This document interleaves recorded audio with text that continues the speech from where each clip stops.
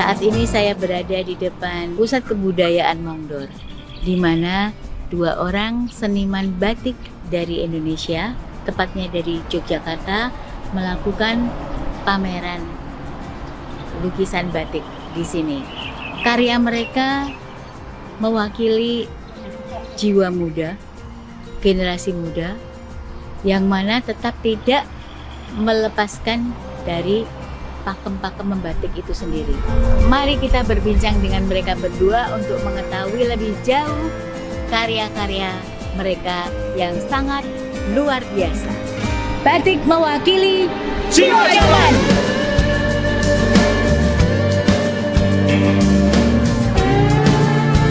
Gimana Mas kerasan di Indonesia? Nah, kerasan ya, karena di sini tempatnya enak sih, nggak terlalu panas. Banyak pantai. Banyak pantai, lalu ya banyak tempat indah sih. Ya kurang lebihnya ya kayak di negeri kita, cuman ini kadang-kadang agak dingin dan banyak angin ya. Ini pameran akan berakhirnya tanggal 30 ya? Tanggal 30, tapi kita akan menurunkan karya ini kira-kira sebelum tanggal 30. Oh, karena tanggal 30 kan saya harus ke bandara untuk pulang ke Indonesia. Karyanya ini kan dibawa kembali ke Indonesia? Iya sih, karena saya memang pameran di sini kan tujuannya nggak untuk berjualan, tapi untuk memberikan apresiasi kepada teman-teman atau saudara-saudara di Kaledonia ini sejauh mana perkembangan batik di negeri kita Indonesia. Iya. Perkembangan batik di Indonesia seperti apa sih, Mas? Sebenarnya Indonesia tuh perkembangannya sangat pesat ya. Mulai dari yang teknik manual sampai yang teknik pakai cat, pakai print itu sebenarnya sangat berkembang sih. Sangat inovasinya itu sudah sangat jauh. Ya. Kalau nah sekarang kenalkan kepada kami batiknya Mas Joni ini apa yang berbeda batik Mas Joni dengan batik-batik yang lain? Saya itu memang dari dulu sejak saya itu SMA ya, saya itu punya keinginan tersendiri untuk batik ini karena adik saya dan simbah saya itu kan seorang desainer batik klasik. Kemudian saya waktu SMP SD itu saya sudah menirukan desain-desain batik klasik itu, sampai saya kadang-kadang dimarahi, oh jadi coret-coret, kok naik kleru aku di seni karo sing pesen misalnya kayak gitu. Iya, seperti misalnya apa motif parang. Ya parang, kemudian ada keteblem, ya sekar jagat, kemudian ada motif nogogini yang oh itu jadi dari turun temurun gitu ya? Ya turun temurun, kemudian purnam itu adalah seperti tulisan nama, identitas nama untuk orang-orang tertentu itu purnam namanya.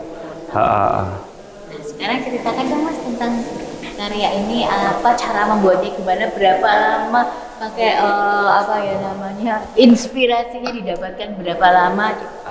Oke, ini batik saya ini sebenarnya saya membuatnya sangat singkat ya, karena kan waktu kami mendapat undangan dari INC itu saya mempersiapkannya kan tidak agak terlalu singkat waktunya. Karena di Indonesia saya juga banyak kegiatan, macam-macam kegiatan dan macam-macam punya sampingan-sampingan itu secara pribadi. Tapi saya memang berdiri sebagai seniman mandiri ya. Jadi memang saya ya mandiri sih. Jadi berapa lama persiapan batiknya Mas ini dibawa ke EAC atau dibawa ke Numea di Kaledonia ini? Saya persiapannya sebenarnya 1 bulan, tapi karena saya mengurus visa dan lain-lain itu, jadinya saya punya waktu full untuk batik saya ini hanya 8 hari kira-kira. Tapi adakah yang batik yang kreasi lama yang dibawa ke sini? Saya tidak punya. Saya ini pakai batik kreasi baru karena saya waktu setelah pameran dari Madrid sama Barcelona dulu, saya 5 kali pameran tunggal di sana. Itu saya berhenti membatik itu sekitar 20 tahun. 20 tahun dan saya baru mulai lagi nih Mas? Baru mulai lagi untuk berkarya, tapi saya banyak membantu teman-teman untuk bikin untuk mendesain sebuah karya, untuk kegiatan berkarya itu saya banyak membantu teman-teman. pembatik modern ya. Ya. Nah, yang berbeda dari pebatik lain, pebatik modern lain dengan karyanya Mas Joni ada kan? Ya ini Ibu tentunya bisa meresari sendiri ya. Ya batik saya itu dari dulu sampai sekarang itu saya tanpa menggunakan pola untuk membuat batik ini. Jadinya saya langsung spontan nyorei tidak pakai, langsung nyorei di kain. Lalu setiap satu batik dengan batik yang lain itu pasti berbeda dan nggak mungkin sama. Tapi kalau inspirasi sendiri, saya mau membatik tentang ini gitu, udah ada dari awal? Saya biasanya jadinya gitu? Enggak, saya temanya biasanya memikirkan dulu. Ya. Seandainya saya ini kan ada undangan ke Kaledonia ya, itu saya biasanya saya memikir dulu tentang Kaledonia, kemudian saya mau apa ke sana. Jadi ini saya batik yang saya bawa ke sini ini menceritakan perjalanan saya dari Indonesia ke Kaledonia ya.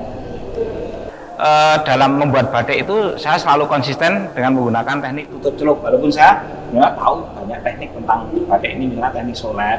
Ini saya pernah belajar juga dan saya kadang-kadang menjalani teknik itu juga sih. Ya, tapi teknik tutup celup ini kan sebenarnya kan saya itu seperti apa ya? Jadi seperti nguriri tradisi untuk batik klasik. Batik klasik kan kebanyakan itu tekniknya, teknik pewarnanya itu tutup celup. Nah, saya menggunakan teknik itu untuk membawa identitas Indonesiaan, terutama batik Jawa itu kan banyak menggunakan teknik tutup celup. Cuman warna yang saya pakai di sini bukan warna yang hanya digunakan untuk batik yang klasik, tapi saya menggunakan warna-warna yang cerah karena itu saya rasa akan mewakili keinginan atau aspirasi banyak orang yang ada di dunia ini, terutama bagi jiwa-jiwa muda, jadi gitu. Warnanya cerah-cerah. Cerah-cerah. Nah, ini pewarnanya yang dipakai apa? Saya biasanya menggunakan pewarna naptol yang untuk jari itu. Cuman saya milih warnanya yang kira-kira ya sesuai dengan ide-ide saya, ya.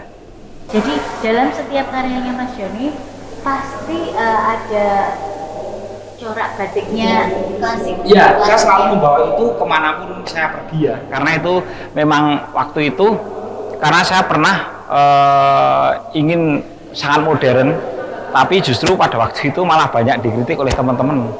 Loh, kenapa keindahan warna keindahan motif-motif yang ada di negara kamu nggak kamu bawa, itu indah loh. Itu kalau di negara lain nggak ada gitu.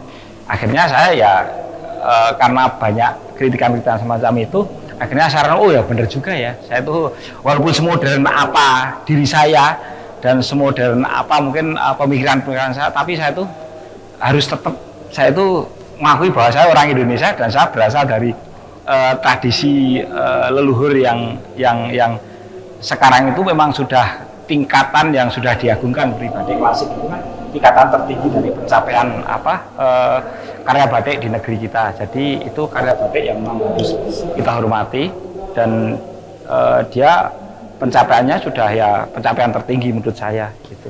Jadi Mas ya nggak mau meninggalkan motif-motif itu gitu. Ya saya kebetulan sampai saat ini masih konsisten menggunakan itu kalau motif batik itu ada berapa banyak sih? Banyak sekali karena ada itu ribuan mungkin? Kalau yang saya ketahui dari Pak D saya itu ada sekitar, Pak D saya itu hafal sekitar 225 motif ya. Iya. Jadi begitu banyaknya, begitu tanyanya motif batik di Indonesia, di Jawa. Di Jawa. Surakarta dan Jogja itu ada bedanya nggak? Ada, sebagian ada bedanya. Misalnya kayak Sidomukti itu, antara Sidomukti Jogja sama Solo itu memang beda. Atau biasa dari sisi warnanya ya. Di Solo itu warnanya soganya itu agak kuning, tapi kalau Jogja itu soganya agak kemerahan. Dan Jogja biasanya untuk motif-motif itu lebih simpel, tapi geometrisnya itu tegas. Kalau harapannya Mas Joni apa kedepannya akan membawa batik ini kemana atau mau dijadikan seperti apa? Atau kan kita walaupun bagaimanapun harus melestarikan warisan budaya ini ya? Ya saya adalah saya sendiri itu menurut diri saya itu saya cinta sekali dengan batik ini, dan ini ya sudah passion saya ya di batik ini. Kemudian ya saya akan membawa batik ini sampai kemanapun saya akan berkarya itu. Kemudian saya akan bawa batik ya seperti cara saya, dengan saya tidak meninggalkan tradisi di negeri saya itu. Untuk apa? Untuk supaya nanti kalau saya memperkenalkan batik dengan gaya-gaya yang lebih universal, yang lebih cerah, kemudian yang mewakili jiwa-jiwa muda ini, supaya batik ini makin dicintai dan makin penggemarnya itu enggak hanya dari kalangan-kalangan misalnya orang-orang yang dewasa, yang orang-orang tua, tapi nanti anak-anak muda dan bahkan anak-anak yang anak-anak kecil itu juga nanti akan cinta batik, bahwa batik itu ternyata luas, bisa dibawa kemana-mana.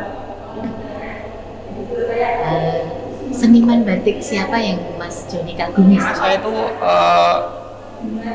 paling senang dengan batik klasik. Saya memang kagum waktu itu dengan Pak Amri Yahya, karena warna-warnanya cerah dan beliau juga cukup berani untuk menampilkan batik ini seperti dirinya. Nah, saya mengagumi itu. Kemudian saya tentunya kagum dengan para pencipta batik-batik klasik itu, motif-motif batik klasik ya. Yang tidak tahu itu siapa ya? Yang tidak tahu itu siapa? Iya. Itu saya kagum pada beliau-beliau.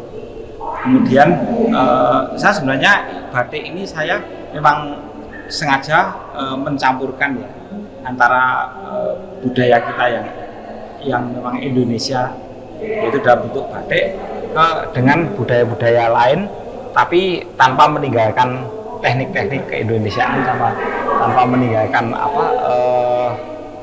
misalnya isen-isen atau ya kaidah-kaidah yang ada di dalam batik klasik itu.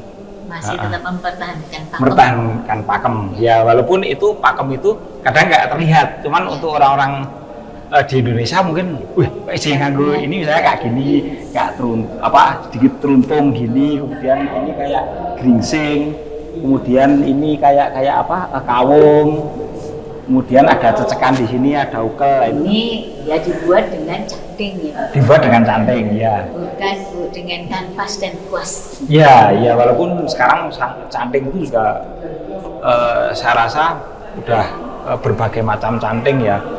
Penciptaan alat canting itu banyak variasi, berbagai macam variasi dan bentuk. Canting itu ada ukurannya ya? Ada. Jadi ukuran canting itu dari yang kecil cecek, kemudian yang tanggung itu, yang medium itu pelowong, yang satu kan tembok. Tapi untuk tembok yang gede-gede gini, kemudian ini itu biasanya kita udah nggak pakai canting tapi pakai kuas. Karena akan lebih cepat. Ya. Kalau untuk kecepatan produksi memang biasanya yang paling bagus pakai kuas, cuman harus hati-hati. Kalau belum piawai, pakai kuas itu bisa blobor ya. Iya. Gitu. Nah, pakai canting apalagi, kalau saya pakai canting yang blobor kabel. Iya, dan sekarang itu ada namanya canting nol ya, itu banyak digunakan oleh pembatik-batik juga. Untuk ngisi. Tapi itu canting nol itu memang rentan untuk buntet lubangnya tertutup ya. Pesannya untuk generasi muda penerus apa Mas? Ya, pesan saya untuk generasi penerus itu ya, batik itu memang budaya kita yang sebenarnya di negara kita pencapaiannya sudah sangat tinggi. Kemudian untuk generasi muda itu, karena sekarang itu makin lama pembatik ini makin langka yang mau menekuni bekerja sebagai pembatik, makanya batik ini harus kita inovasi sedemikian rupa sehingga nanti bisa banyak diterima oleh anak muda di berbagai tempat, mungkin di seluruh dunia, supaya batik ini tetap lestari dan bekerja sebagai pembatik itu bukanlah pekerjaan yang kurang menjanjikan. Tapi kalau batik ini mungkin kalau batik ini bisa kita angkat ke derajat yang lebih tinggi lagi, ini akan membuat peluang baru bagi orang yang piawai dalam batik, dan mereka mungkin kalau nanti dari sisi harga kemudian ekonomi bisa mencapai harga yang bagus, itu mungkin nanti kita akan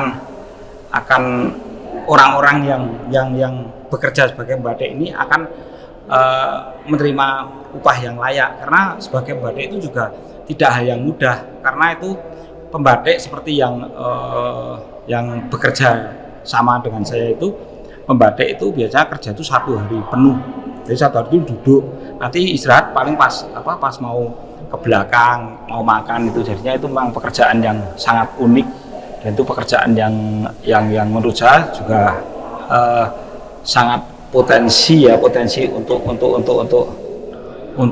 menyokong kebudayaan kita dalam bidang batik. Makanya pesan saya adalah ya mari kita lestarikan batik sama-sama untuk supaya membatik dengan canting ini tetap lestari dan menjadi sebuah pekerjaan yang menjanjikan.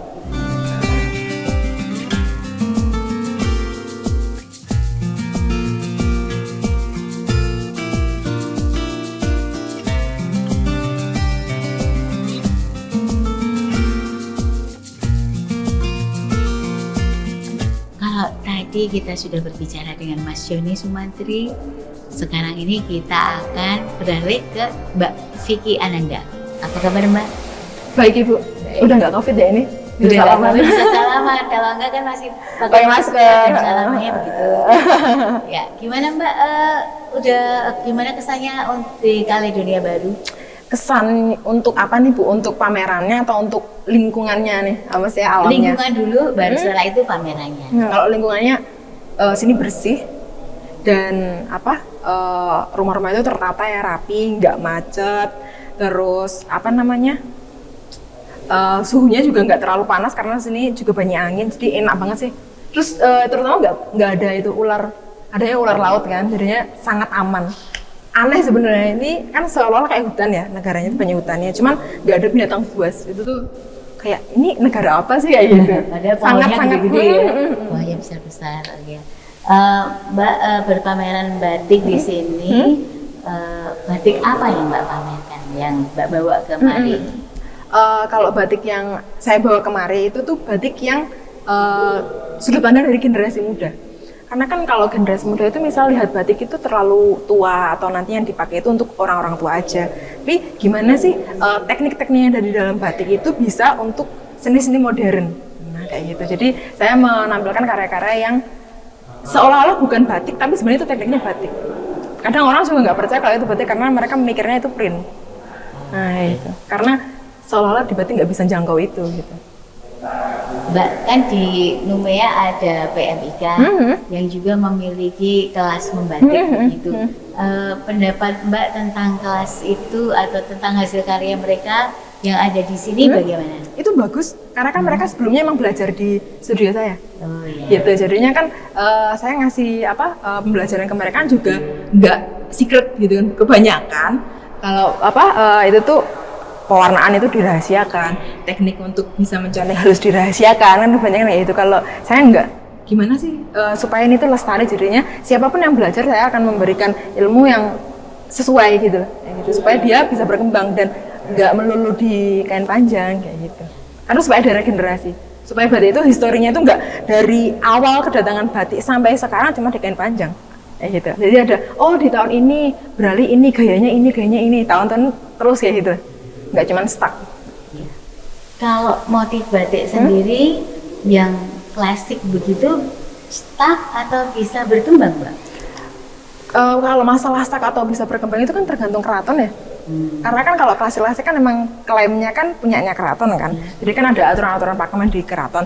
Cuman kan keraton juga sekarang membebaskan masyarakat untuk bisa mengkreasikan itu kan. Jadi sebenarnya di batik-batik yang saya buat juga itu ada motif-motif atau ornamen dari batik klasik juga yaitu. Nggak meninggalkan tradisi tapi mengemas tradisi itu lebih modern lagi supaya lebih populer gitu.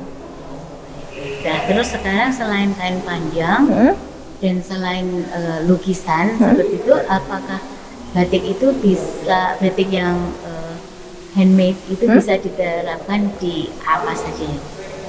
Kalau saya sih lebih suka kalau batik itu diterapkan hanya di kain ya. Karena kalau dari esensi batik itu sendiri aja, dia harus melalui proses pelilinan. Kalau ada pun seolah-olah batik yang dia nggak klaim kalau itu batik, tapi dia nggak melalui proses pelilinan, kan berarti itu sama aja bohong dong, kayak gitu kan. Misalnya kayak di kayu itu kan bukan batik. Kayak gini kan sebenarnya cuma lukisan yang seolah-olah gambarnya kan batik kayak gitu. Tetap prefer di kain. Jadi ini tidak mungkin pakai titik-titik gitu ya? Oh enggak, ini cat, pure cat. Sekarang kita ke karyanya Mbak Yu. Oh, ya.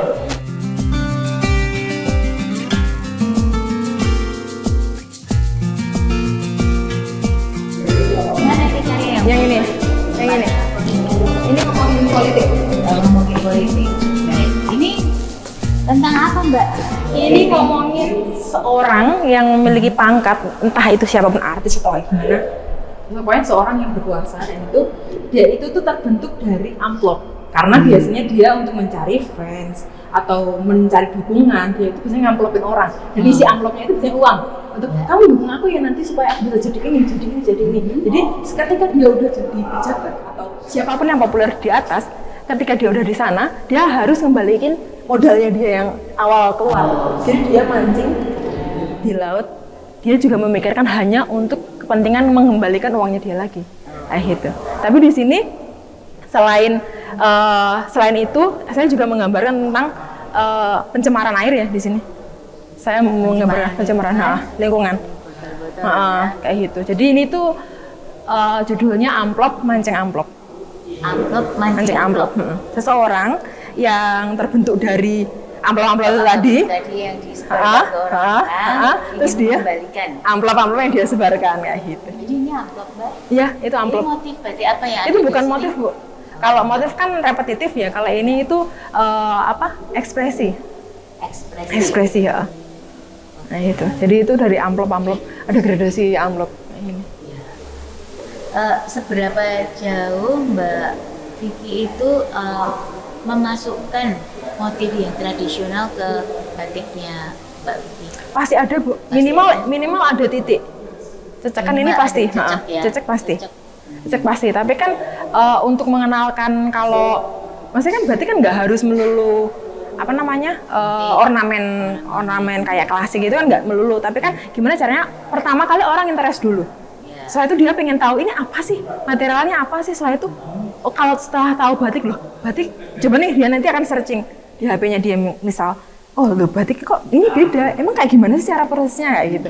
Nah dari sini kan kita juga nanti akan kedepannya mengenalkan tentang klasik, supaya klasik itu juga dihargai gitu loh, kayak gitu. Jadi nggak kayak ditinggalkan, nggak terus nanti direplika sama print kayak gitu, Bu. Kalau Mbak Vicky ini bikin skate atau nggak bikin skate untuk membatik? Untuk membawa ini misalnya itu buat skate dulu atau? Buat skate dulu, buat skate tapi skate-nya nggak diwarna. Pensil aja. Setelah itu langsung diaplikasikan ke kain. Kadang-kadang nggak bikin skate langsung ke kainnya juga. Terus setelah itu dicanting, setelah itu dipikirkan ini mau warna apa ya enaknya ya kayak gitu. Ini membuat ini berapa lama? 1 bulan. 1 bulan. Dari inspirasinya itu muncul ya? Kadang-kadang kalau seniman itu kalau udah punya ide itu kalau nggak buru-buru dikerjain itu nanti kayak dia kayak gregetnya hilang kayak gitu. Gitu. Jadi penuh sebulan itu satu karya ini. Iya, karena idealis. Luar biasa.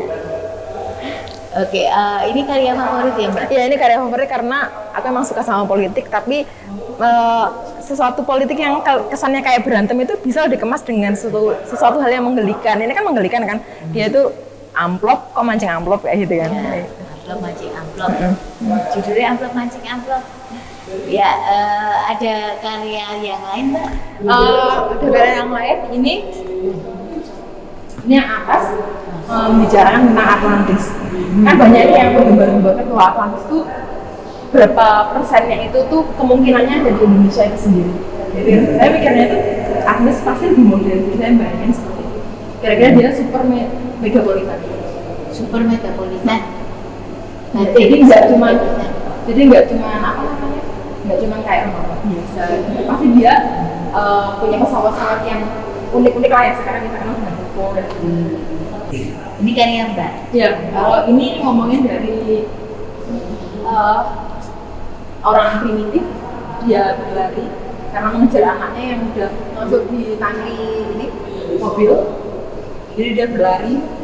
Terus di sini bentuk apa? Bulu Balasaraba yang mau yang layu. Melayu. Menurut Mbak nanti kedepannya harapannya apa nih? Harapannya itu tuh bisa menginspirasi generasi muda supaya batik itu bisa berkembang, nggak melulu di kain panjang terus, karena sejarah seni rupa aja itu tuh berkembang setiap tahunnya, setiap eranya. Jangan sampai lokal jenis kita hanya stuck di kain panjang aja, tapi kita generasi-generasi muda ini bisa untuk memberikan suatu hal yang baru lewat batik dengan teknik batik yang sebenarnya itu bisa diolah dengan modernitas sekarang. Kalau kedepannya menurut Mbak batik ini perkembangannya bagaimana di Indonesia? Secara ekonomi bisakah mendukung para pembatik atau bagaimana? Kalau menurut saya untuk kedepannya kayaknya bakal punah sih batik. Yakin pasti bakal punah kalau nggak ada publikasi gede-gedean tentang batik dan orang bisa hidup lewat batik itu sendiri. Karena sekarang anak-anak pembatik aja itu tuh udah males untuk dibatik karena nggak bisa hidup di batik gitu, karena udah terlalu banyak print yang datang di Indonesia. Terus rasa mencintai tentang batik itu sendiri itu tuh kayak kurang kayak gitu kan Bu. Jadi lebih suka sama impor daripada produksi Indonesia sendiri kayak gitu. Terus harapannya terhadap pemerintah gitu bagaimana Mbak? Pemerintah dan juga pelaku-pelaku usaha batik gitu di Indonesia supaya batik ini tidak punah, lebih mendunia, lebih mencapai priceless gitu ya, tidak ternilai. Yang pertama, jangan jual batik itu murah. Karena kalau menjual batik murah itu sama aja menekan orang yang bikin atau tenaga kerja itu sendiri. Karena semakin murah batik, semakin murah juga tenaga kerja itu dibayar, kayak itu upahnya semakin murah. Yaitu kalau kita bisa meningkatkan nilai apresiasi kita terhadap sebuah karya, apalagi karya yang handmade seperti itu, pasti nilai batik itu akan naik. Dan anak muda juga akan interest untuk terjun di dunia batik karena ini worth it nih untuk dilanjutin kayak gitu. Kalau tadi Mbak ingin himbauan kepada seluruh perwakilan Republik Indonesia di luar negeri, apa yang akan Mbak sampaikan kepada mereka? Terus dukung upaya batik, tapi terutama batik-batik yang handmade ya. Kalau bisa menggunakan batik-batik yang handmade juga,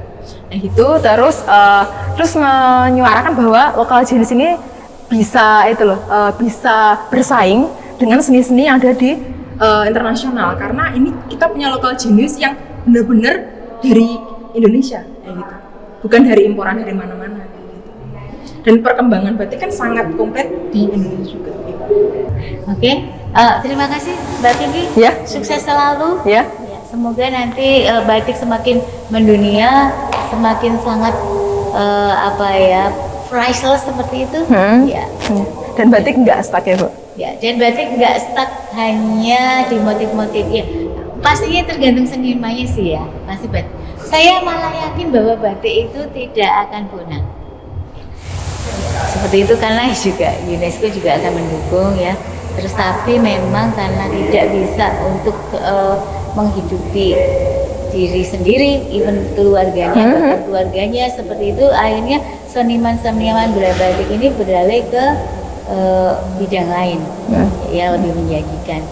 Namun insya Allah batik itu tidak akan punah karena ada orang-orang seperti Mas Joni dan Mbak Vicky yang berkomitmen untuk melestarikan batik sebagai budaya Indonesia dan juga warisan dunia. Itu harus didukung sama pemerintah ya.